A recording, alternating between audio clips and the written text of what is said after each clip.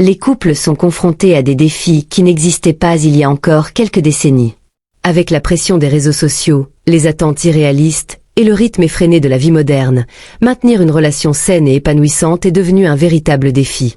Pourtant, ce ne sont pas seulement les influences extérieures qui mettent les couples à l'épreuve. Ce sont aussi des dynamiques internes subtiles mais destructrices qui, si elles ne sont pas reconnues et adressées, peuvent briser même les relations les plus solides. Dans cette vidéo, nous allons explorer ensemble les 6 choses qui, aujourd'hui, brisent les couples. Vous découvrirez pourquoi ces pièges sont si dangereux, comment ils s'installent insidieusement dans une relation, et surtout, comment les éviter pour protéger votre amour et votre complicité. Soyez prêts à plonger au cœur des réalités qui fragilisent les couples modernes, et à repartir avec les clés pour renforcer votre propre relation. Première chose, la communication inefficace. La communication est souvent citée comme l'un des éléments les plus cruciaux dans une relation. Pourtant, c'est aussi l'une des premières choses qui se détériorent lorsque des tensions apparaissent au sein d'un couple. Une communication inefficace ne signifie pas seulement un manque de paroles échangées, mais aussi une incompréhension mutuelle, une incapacité à exprimer clairement ses sentiments et un manque d'écoute active. Dans une relation, chaque partenaire vient avec ses propres attentes, ses propres peurs et ses propres expériences passées. Ces éléments influencent la façon dont on communique. Par exemple, si une personne a grandi dans un environnement où l'expression des émotions était réprimée, elle peut avoir du mal à verbaliser ses sentiments ou à se montrer vulnérable. À l'inverse, quelqu'un qui a toujours été encouragé à parler librement de ses émotions peut se sentir frustré face à un partenaire plus réservé. C'est là que les malentendus commencent à s'accumuler. Le manque d'écoute est un autre facteur majeur qui contribue à une communication inefficace. Souvent, les gens écoutent non pas pour comprendre l'autre, mais pour préparer leur réponse. Ils entendent ce que l'autre dit, mais ne prennent pas vraiment le temps de réfléchir à ce qui se cache derrière ces mots. Cette absence d'écoute peut donner l'impression à l'autre personne que ses sentiments ne sont pas pris au sérieux, ce qui peut mener à un sentiment de rejet ou de frustration. Un autre aspect de la communication inefficace est l'incapacité à exprimer clairement ses besoins et ses désirs. Parfois, les gens supposent que leur partenaire devrait automatiquement comprendre ce dont ils ont besoin, sans qu'il ait à le verbaliser. C'est une erreur courante, car personne ne peut lire dans les pensées de l'autre. Lorsque les besoins ne sont pas exprimés, ils restent insatisfaits, ce qui peut entraîner des ressentiments. Par exemple, si une personne attend plus de soutien émotionnel de son partenaire mais n'exprime jamais ce besoin, elle peut finir par se sentir négligée, tandis que l'autre ne comprend pas pourquoi il y a un problème. Les conflits non résolus sont également un symptôme de communication inefficace. Au lieu de discuter des problèmes lorsqu'ils surgissent, certains couples les ignorent ou les évitent, espérant qu'ils disparaissent d'eux-mêmes.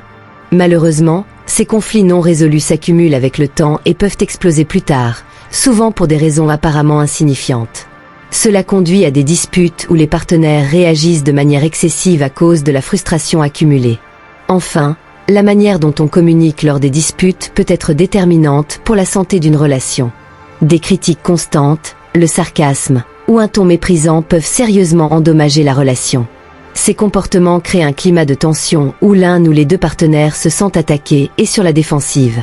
Au lieu de chercher à résoudre les problèmes, les disputes deviennent une bataille pour savoir qui a raison, ce qui ne fait qu'aggraver les problèmes existants. Pour surmonter ces défis de communication, il est essentiel que les deux partenaires soient conscients de ces pièges et qu'ils s'engagent à améliorer leur façon de communiquer. Cela peut impliquer d'apprendre à mieux écouter, à exprimer ses besoins de manière claire et directe, et à résoudre les conflits de manière constructive plutôt que de les éviter. Travailler sur la communication demande du temps et des efforts, mais c'est une des meilleures façons de renforcer une relation et de prévenir les malentendus qui pourraient, à terme, la briser. Deuxième chose, l'absence d'intimité émotionnelle. L'intimité émotionnelle est l'essence même de ce qui distingue une relation amoureuse des autres types de relations. Elle représente la connexion profonde qui lie deux personnes au-delà de l'attraction physique ou de la compatibilité superficielle. L'absence d'intimité émotionnelle se manifeste souvent par un éloignement progressif entre les partenaires. Cela peut commencer par des petits détails, comme le fait de ne plus partager les petites joies et les peines du quotidien. Un autre signe d'une diminution de l'intimité émotionnelle est la difficulté à montrer de la vulnérabilité. Dans une relation saine, les deux partenaires devraient se sentir suffisamment en sécurité pour exprimer leurs craintes, leurs insécurités et leurs besoins sans crainte de jugement ou de rejet. Cependant, lorsque l'intimité émotionnelle est absente, il devient difficile de se montrer vulnérable. À long terme, Cette rétention des émotions crée une accumulation de sentiments non exprimés qui peuvent exploser sous forme de conflits ou de ressentiments. L'intimité émotionnelle est également mise à mal par le manque de soutien dans les moments difficiles. Lorsque l'un des partenaires traverse une période de stress, de deuil ou de doute, il a besoin de sentir que l'autre est là pour le soutenir, non seulement de manière pratique, mais aussi émotionnelle. L'absence de ce soutien peut engendrer un sentiment de solitude intense, même si les deux personnes sont ensemble. Par exemple, si l'un des partenaires fait face à une perte ou à une difficulté au travail et que l'autre ne semble pas se rendre compte de l'impact émotionnel de cette situation, la personne en difficulté peut se sentir abandonnée ou incomprise. Ce manque de soutien peut creuser un fossé émotionnel difficile à combler par la suite. Le manque de connexion émotionnelle peut également se traduire par une absence d'affection spontanée et sincère.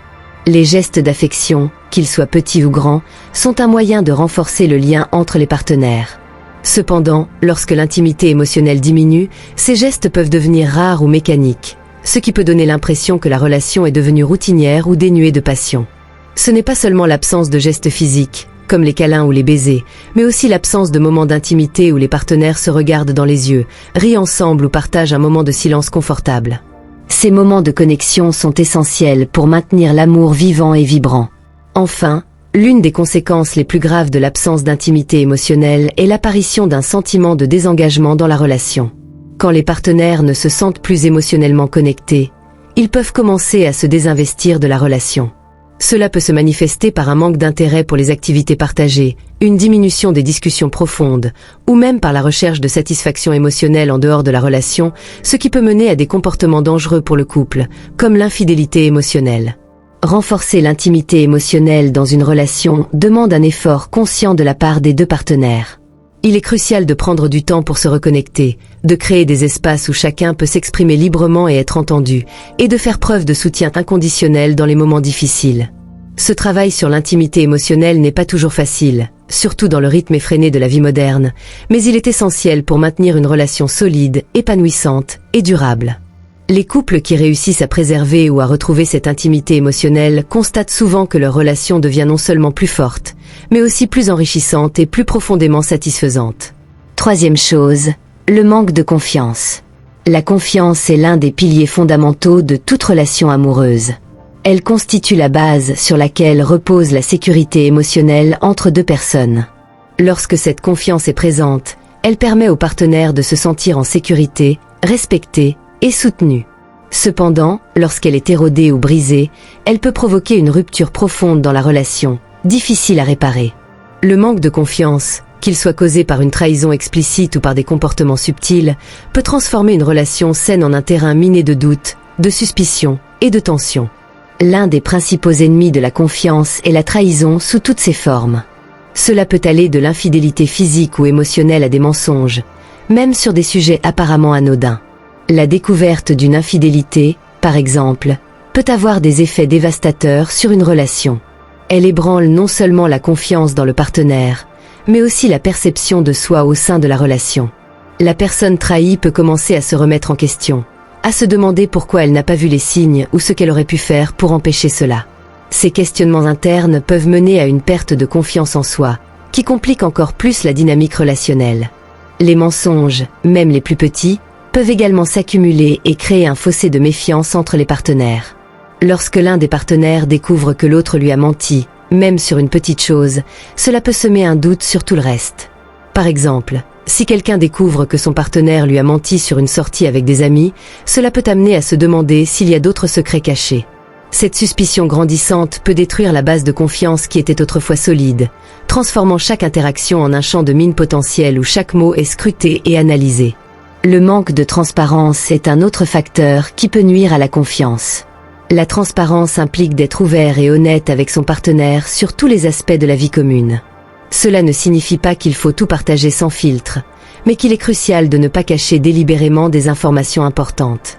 Par exemple, si l'un des partenaires cache des difficultés financières ou un problème au travail, cela peut sembler une manière de protéger l'autre ou de préserver la relation. Les comportements de contrôle et de jalousie excessive sont également des signes d'un manque de confiance qui peuvent rapidement éroder une relation. Par exemple, un partenaire qui surveille constamment les messages, les appels ou les interactions sur les réseaux sociaux de l'autre peut penser qu'il protège sa relation, mais en réalité, il ne fait que renforcer un climat de méfiance. Enfin, il est important de reconnaître que la reconstruction de la confiance après qu'elle a été brisée est un processus long et difficile. Cela nécessite un engagement fort de la part des deux partenaires, ainsi qu'une communication ouverte et honnête. Le partenaire qui a été trahi doit être prêt à pardonner, ce qui n'est pas facile et peut prendre du temps. En somme, la confiance est un élément non négociable dans une relation amoureuse. Son absence ou sa perte peut entraîner des répercussions graves et durables, menaçant la survie même de la relation. Il est donc essentiel de cultiver, de protéger et de reconstruire cette confiance à chaque étape du parcours amoureux pour assurer une relation solide, saine et durable. Quatrième chose, les attentes irréalistes. Les attentes jouent un rôle crucial dans toute relation amoureuse. Elles sont souvent fondées sur nos besoins, nos désirs et notre vision idéale de ce que devrait être une relation. Cependant, lorsque ces attentes deviennent irréalistes, elles peuvent mettre une pression excessive sur la relation, créant un terrain fertile pour les déceptions, les frustrations et les conflits. Les attentes irréalistes sont souvent alimentées par des influences extérieures telles que les médias, les réseaux sociaux, ou même les relations idéalisées que nous voyons autour de nous. Elles peuvent également être le résultat de nos propres insécurités ou de nos expériences passées.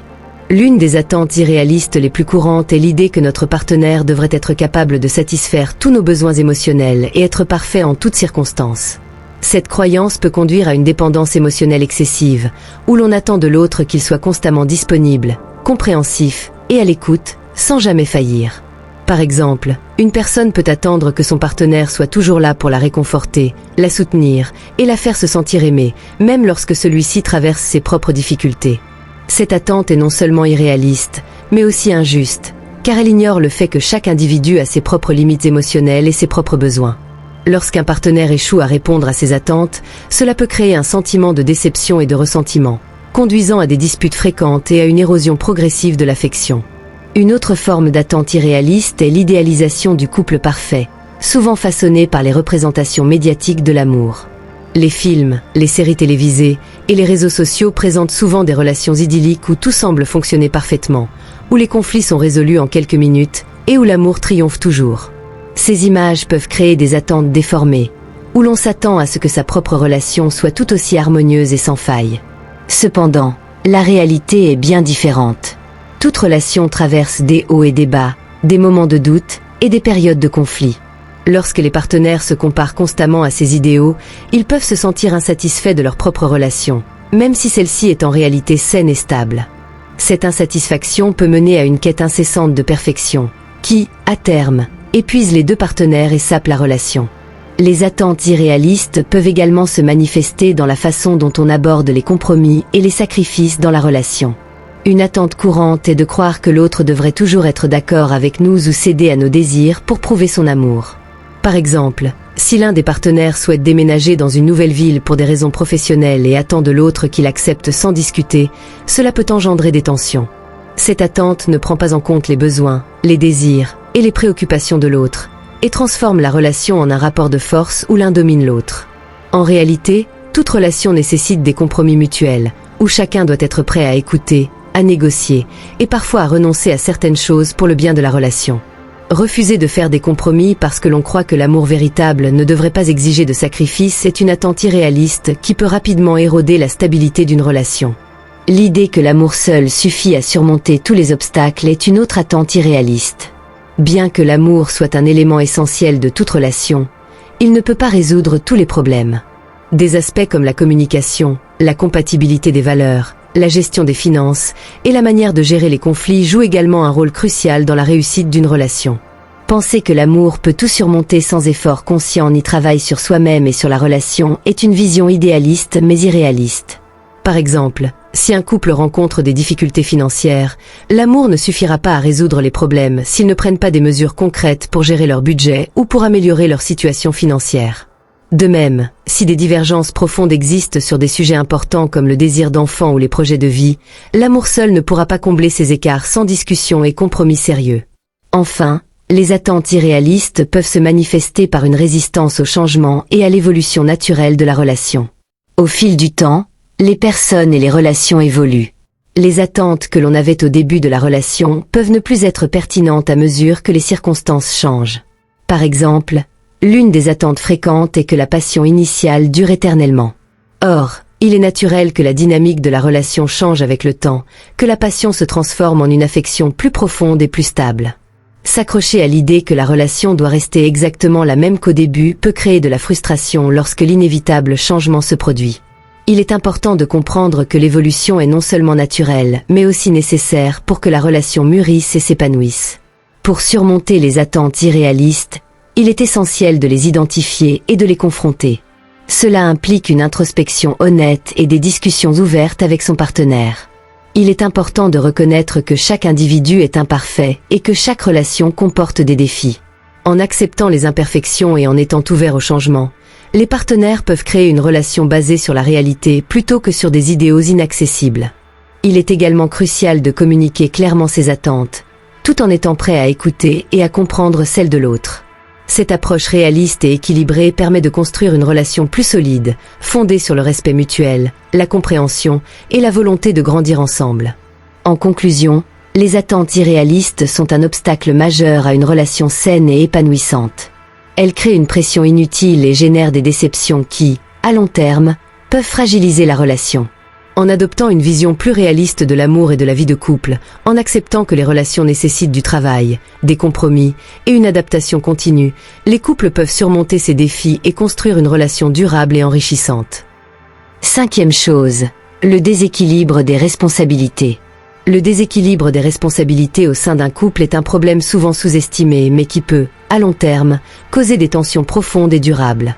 Ce déséquilibre se manifeste lorsque l'un des partenaires se retrouve à porter une charge disproportionnée des tâches, qu'il s'agisse de responsabilités domestiques, émotionnelles, financières ou parentales. Lorsqu'il n'est pas traité, ce déséquilibre peut engendrer de la frustration, du ressentiment et même de l'épuisement, compromettant ainsi la stabilité et l'harmonie de la relation. Un des aspects les plus courants du déséquilibre des responsabilités concerne les tâches domestiques. Dans de nombreux couples, un partenaire peut se retrouver à assumer la majorité des corvées ménagères, comme le nettoyage, la cuisine, les courses et la gestion de la maison, tandis que l'autre se contente de contribuer de manière sporadique ou minimale.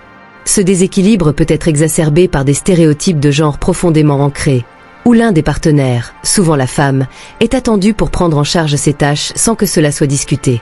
Par exemple, si l'un des partenaires travaille à l'extérieur pendant de longues heures, il peut considérer que son apport financier compense son manque de participation aux tâches domestiques, sans se rendre compte du poids que cela représente pour l'autre.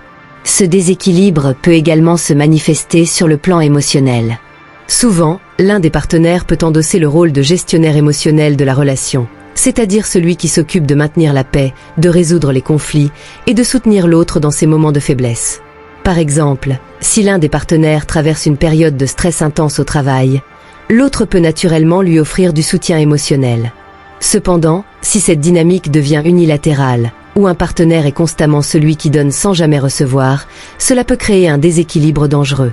Ce déséquilibre émotionnel peut mener à une fatigue mentale et émotionnelle, car le partenaire en question peut se sentir épuisé par le besoin constant de soutenir l'autre sans jamais recevoir le même niveau de soutien en retour. Sur le plan financier, un déséquilibre des responsabilités peut également émerger lorsque l'un des partenaires prend en charge la majorité, voire la totalité, des obligations financières du couple. Cela peut se produire pour diverses raisons. L'un des partenaires gagne peut-être beaucoup plus que l'autre, ou bien l'un d'eux a décidé de quitter son emploi pour s'occuper des enfants ou pour poursuivre des études. Si cette répartition est acceptée par les deux parties et fonctionne bien, elle ne pose généralement pas de problème. Cependant, des tensions peuvent survenir si le partenaire qui contribue le plus financièrement commence à ressentir une pression ou un manque de reconnaissance pour ses efforts. Par exemple, il peut se sentir exploité ou non apprécié si l'autre partenaire ne montre pas de gratitude ou ne cherche pas activement des moyens de contribuer autrement à la relation. À l'inverse, le partenaire qui dépend financièrement de l'autre peut se sentir inférieur, coupable ou trop dépendant, ce qui peut engendrer des sentiments d'insécurité ou de ressentiment. Le déséquilibre des responsabilités peut être particulièrement critique lorsqu'il s'agit de l'éducation des enfants. La parentalité est une responsabilité énorme qui nécessite l'engagement actif des deux parents. Cependant, dans certains couples, l'un des parents peut se retrouver à gérer la majorité des tâches liées à l'éducation des enfants, telles que les soins quotidiens, l'organisation des activités et le suivi scolaire, tandis que l'autre assume un rôle plus détaché. Ce déséquilibre peut créer une situation où le parent le plus impliqué se sent surchargé, isolé ou même coincé dans son rôle, sans véritable soutien ou reconnaissance. Par exemple, un parent qui doit jongler avec un emploi à temps plein et la gestion de la vie scolaire des enfants peut rapidement s'épuiser si l'autre parent ne prend pas sa part des responsabilités parentales. Cela peut engendrer de l'amertume et des conflits, car le parent surchargé peut se sentir abandonné dans ses responsabilités, tandis que l'autre ne se rend peut-être même pas compte de la gravité de la situation. Un autre aspect critique du déséquilibre des responsabilités est la gestion de la relation elle-même. Entretenir une relation saine et épanouissante demande des efforts continus de la part des deux partenaires. Si l'un des partenaires se retrouve à être le seul à organiser des sorties, à initier des discussions sur l'avenir, ou à travailler sur l'amélioration de la relation, cela peut créer une dynamique où l'autre partenaire devient passif, prenant la relation pour acquise. Par exemple, si l'un des partenaires est toujours celui qui propose des activités pour passer du temps ensemble ou qui aborde les sujets délicats pour améliorer la communication, il peut finir par se sentir seul dans son effort pour maintenir la relation vivante et satisfaisante. Ce manque d'engagement de l'autre partenaire peut engendrer de la frustration et un sentiment d'inégalité, où l'un des partenaires se demande pourquoi il investit tant d'efforts alors que l'autre semble ne pas s'en soucier. Pour rétablir l'équilibre des responsabilités dans une relation, il est essentiel que les deux partenaires prennent conscience des déséquilibres existants et soient prêts à les aborder de manière constructive. La première étape consiste à reconnaître que les déséquilibres existent et à les discuter ouvertement. Il est important d'aborder ces conversations sans accuser l'autre, mais en exprimant honnêtement ses sentiments et ses besoins. Par exemple, un partenaire qui se sent submergé par les tâches domestiques peut dire « Je me sens épuisé par tout ce que j'ai à faire à la maison. J'aimerais que nous trouvions un moyen de répartir les tâches de manière plus équitable. » Cette approche permet d'ouvrir un dialogue sur la manière dont les responsabilités peuvent être mieux partagées. Il est également crucial que chaque partenaire soit prêt à assumer une part équitable des responsabilités, en tenant compte des capacités, des forces et des contraintes de chacun. Par exemple, si l'un des partenaires travaille de longues heures et n'a pas beaucoup de temps pour les tâches ménagères, il pourrait compenser en prenant en charge des tâches le week-end ou en offrant un soutien émotionnel supplémentaire. De même, le partenaire qui gère la majorité des responsabilités parentales peut demander à l'autre de s'impliquer davantage dans les activités des enfants ou dans la gestion de leur emploi du temps. L'essentiel est que chaque partenaire se sente valorisé et soutenu, et que la répartition des responsabilités soit perçue comme juste par les deux. En conclusion, le déséquilibre des responsabilités est un facteur silencieux mais puissant qui peut éroder la satisfaction et l'harmonie dans une relation. Pour éviter que ce déséquilibre ne devienne une source de conflit ou de ressentiment, il est essentiel que les couples travaillent ensemble pour maintenir une répartition équitable des tâches et des responsabilités. Cela nécessite de la communication, de la compréhension et un engagement mutuel à soutenir l'autre de manière équilibrée et respectueuse. En rétablissant cet équilibre, les couples peuvent renforcer leur relation et créer un environnement où chacun se sent valorisé, respecté et aimé. Sixième chose, la routine et le manque de communication. La routine et le manque de communication sont deux des défis les plus pernicieux auxquels un couple peut être confronté. Au début d'une relation, tout semble nouveau, excitant et plein de promesses. Cependant, au fil du temps, cette nouveauté s'efface, laissant place à une certaine prévisibilité et à une routine. Si la routine peut offrir un sentiment de confort et de stabilité, elle peut également, si elle n'est pas gérée correctement, entraîner une perte de passion, d'intimité et d'engagement dans la relation. Le manque de communication exacerbe ce phénomène, transformant ce qui pourrait être un simple changement dans la dynamique du couple en une véritable menace pour la relation. La routine s'installe souvent de manière insidieuse. Les couples, surtout après plusieurs années ensemble, adoptent des habitudes qui, bien qu'initialement agréables, peuvent devenir répétitives et monotones.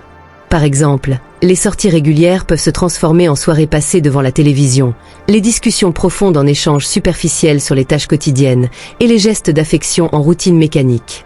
Bien que ces habitudes ne soient pas négatives en soi, elles peuvent conduire à une stagnation de la relation si elles deviennent la norme plutôt qu'une partie d'un équilibre plus large. La routine, lorsqu'elle n'est pas compensée par des moments d'innovation, de surprise ou de croissance personnelle et mutuelle, peut rendre la relation prévisible au point de devenir ennuyeuse.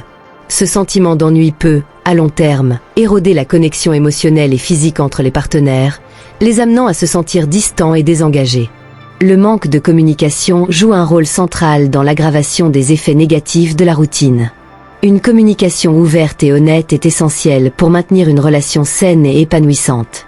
Cependant, à mesure que la routine s'installe, les couples peuvent cesser de se parler véritablement. Les conversations deviennent mécaniques, centrée sur les aspects pratiques de la vie quotidienne, comme la gestion des enfants, les finances ou les tâches ménagères, plutôt que sur les émotions, les rêves et les désirs de chacun. Par exemple, un couple peut passer des journées entières sans échanger sur autre chose que les courses à faire ou les factures à payer, oubliant de prendre du temps pour se reconnecter sur un plan plus profond. Ce manque de communication émotionnelle peut créer un fossé entre les partenaires, où chacun commence à se sentir isolé dans la relation, incapable d'exprimer ses sentiments ou de comprendre ceux de l'autre. Lorsque la communication est négligée, les petits problèmes non résolus peuvent s'accumuler et devenir des sources de conflits majeurs. Sans un espace pour discuter de ce qui ne va pas, les frustrations s'accumulent, les malentendus se multiplient et le ressentiment s'installe. Par exemple, un partenaire peut se sentir négligé ou non apprécié, mais ne pas en parler par peur de causer des conflits ou simplement parce qu'il ne sait pas comment aborder le sujet. De l'autre côté, l'autre partenaire peut ne pas se rendre compte de la gravité de la situation et continuer à agir comme si tout allait bien. Ce manque de communication crée un cycle vicieux où les problèmes non résolus nourrissent la distance émotionnelle, ce qui à son tour renforce la routine et le désengagement. L'intimité, tant émotionnelle que physique, est souvent la première victime de la routine et du manque de communication. Au début de la relation, les couples investissent beaucoup de temps et d'énergie à se connaître, à partager leurs pensées les plus profondes et à explorer leurs connexions physiques. Cependant, avec le temps, cette intimité peut s'éroder si elle n'est pas activement entretenue. La routine peut rendre les gestes d'affection moins fréquents, voire inexistants, et la communication limitée à des sujets superficiels empêche de maintenir une connexion émotionnelle profonde. Par exemple, les couples peuvent cesser de se toucher régulièrement, d'exprimer leur amour par des mots doux ou des gestes attentionnés, ou même d'avoir des rapports sexuels aussi fréquemment qu'avant. Cette absence d'intimité peut créer un vide dans la relation, où les partenaires commencent à se sentir plus comme des colocataires que comme des amants, perdant ainsi l'étincelle qui les avait initialement attirés l'un vers l'autre. Le danger de la routine et du manque de communication est qu'ils peuvent rendre une relation vulnérable à des influences extérieures. Lorsque les partenaires ne se sentent plus connectés ou engagés, ils peuvent chercher à combler ce vide ailleurs. Cela peut se manifester par un intérêt accru pour des activités extérieures, un attachement excessif au travail, ou, dans certains cas, par la recherche de l'attention ou de l'affection d'une autre personne. Par exemple, un partenaire qui se sent délaissé à la maison peut commencer à passer plus de temps avec des collègues ou des amis, recherchant inconsciemment la validation ou l'excitation qui manque dans sa relation. Cette situation peut créer une distance encore plus grande entre les partenaires, menant parfois à des conflits ou à des ruptures. Pour sortir de la routine et revitaliser la relation, il est crucial que les couples prennent des mesures actives pour établir la communication et raviver l'étincelle. Cela commence par une prise de conscience des problèmes et une volonté de les aborder ensemble. Les couples peuvent commencer par introduire de nouvelles activités dans leur routine, des moments où ils peuvent se redécouvrir et réapprendre à apprécier la compagnie de l'autre. Par exemple, ils pourraient planifier des escapades spontanées, essayer de nouvelles activités ensemble, ou simplement réserver du temps chaque semaine pour discuter sans distraction. Ces moments permettent de briser la monotonie et de redonner du dynamisme à la relation. Sur le plan de la communication, il est essentiel de réapprendre à parler de manière ouverte et vulnérable. Cela signifie prendre le temps de partager ses pensées, ses sentiments et ses préoccupations sans crainte de jugement. Par exemple, les couples peuvent instaurer des moments de check-in réguliers, où ils se demandent comment l'autre se sent, ce qu'il aimerait changer, ou ce qu'il apprécie dans la relation. Ces conversations permettent de maintenir une connexion émotionnelle et de résoudre les petits problèmes avant qu'ils ne deviennent insurmontables. La communication ne se limite pas aux mots. Elle inclut aussi l'écoute active, où chaque partenaire s'efforce de comprendre pleinement l'autre sans interruption ni jugement. Enfin, il est important de nourrir l'intimité dans la relation. Cela peut impliquer de redécouvrir la passion physique, mais aussi de renforcer l'intimité émotionnelle. En réinvestissant dans cette intimité, les couples peuvent retrouver la complicité et l'affection qui ont peut-être été érodées par la routine et le manque de communication. Enfin, la routine et le manque de communication sont des défis majeurs qui peuvent miner la solidité d'une relation à long terme. Cependant, avec de la conscience, de la volonté et des actions concrètes, il est possible de surmonter ces obstacles et de redonner vie à la relation. En brisant la monotonie et en rétablissant une communication authentique, les couples peuvent non seulement éviter l'érosion de leur relation, mais aussi la renforcer et la faire évoluer pour qu'elle soit encore plus épanouissante et durable.